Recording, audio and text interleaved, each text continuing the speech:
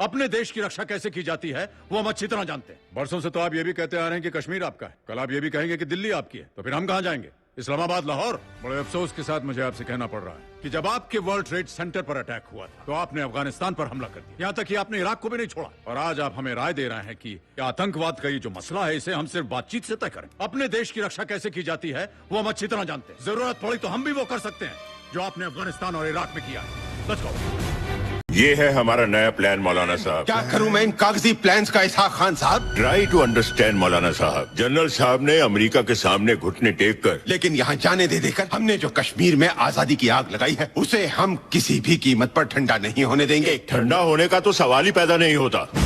कश्मीर को हिंदुस्तान से आजाद कराए बिना हम पाकिस्तानियों का बदला पूरा नहीं होगा। एक बार हमें न्यूक्लियर बॉम्ब दिलवा दीजिए, हिंदुस्तान गवर्नमेंट की चूल्हे हिल जाएंगी। सरकार चाहने पर भी ऐसा नहीं कर सकती कि आज पाकिस्तान पर कितने इंटरनेशनल प्रेशर्स हैं, लेकिन आप जिहादियों पर कोई प्रेशर नहीं है, तो अंदर ही अंदर आप लोगों को बॉम्ब चुराने की इजाजत तो दे सकता है। हमें मालूम हुआ एक ऐसे सरकारी खत के बारे में जो वजह बन सकता है उस हिंदुस्तानी मेजर की रिहाई का, लेकिन हम ऐसा होने नहीं देंगे।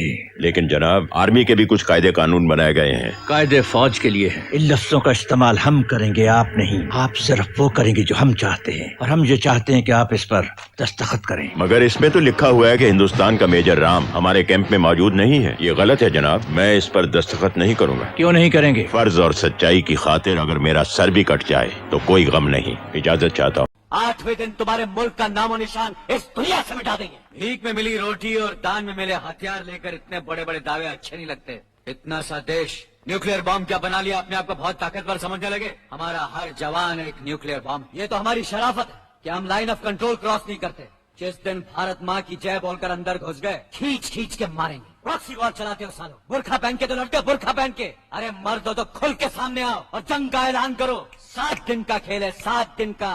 8वें दिन तुम्हारे मुल्क का नामो निशान इस दुनिया से मिटा देंगे। और मनु की पता सी कि पाकिस्तान सरकार हमारे साथ धोखा करेगी। और फैसला तो हुआ था ना कि पाकिस्तान में रहने वाले हिंदू सिख यही रहेंगे, पर सब कुछ तो बदल गया।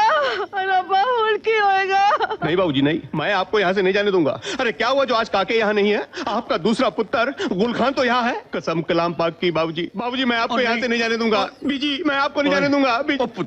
पुत्रा दिल के जज्बात सब हार चुके ने, हालात जीत गए। और वो सवाल ये था कि भाई हम तो तुम्हें इसी तरह मारेंगे, तुम क्या कर लोगे?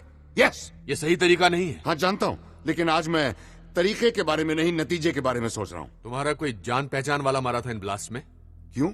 मुझे उस दिन का इंतजार करना चाहिए जब मेरा कोई अपना बेवजह इस तरह की जलील मौत मरे, तब मेरा ये कदम आपको जायज मालूम होगा। 4 दिन किसी पीसीओ में बैठने वाला आपके हेडक्वार्टर्स के सामने वाले पुलिस स्टेशन को उड़ा नहीं सकता। आपके पास 20 मिनट हैं उसको ढूंढ लेने की, नहीं तो 1 घंटे बाद मुझे किसी और से बात करनी पड़ेगी। जय सर, डर लग रहा है? No sir. शादी हुई है? 2 साल पहले हुए सर। बच्चा है? 3 महीने की बच्ची है सर। मर गए तो? परवाह नहीं सर। मुझे 10 मिनट के अंदर वो बॉम्ब चाहिए। मिल जाएगा सर। ये आदमी चाहता है कि हमें वो बॉम्ब मिले, ये चाहता है कि हम इसे सीरियसली लें। The bastard wants us to find it. छुप कर मारते हो, छुप कर जीते हो, सामने आकर लड़कर एक ही बार में इस कहानी को खत्म क्यों नहीं कर देते? हम बहुत डरपोक लोग हैं खुश। मुझे उकसाने में आप अपना वक्त बर्बाद मत कीजिए। हर आवाज के पीछे एक शक्ल होती है। मेरी नहीं है। ऐसा तुम सोचते हो? ऐसा मैं जानता हूँ। क्या गारंटी है कि सब कुछ होने के बाद तुम बॉम्ब्स की लोकेशन मुझे बता दोगे? गारंटी? मैं आपको पंखा बेच रहा हूँ। यहाँ हजारों की जान को खतरा है। मुझ पे भरोसा करने के अलावा आपके पास और कोई रास्ता है? मैं आपको ठीक 5 बजे फिर फोन करूँगा।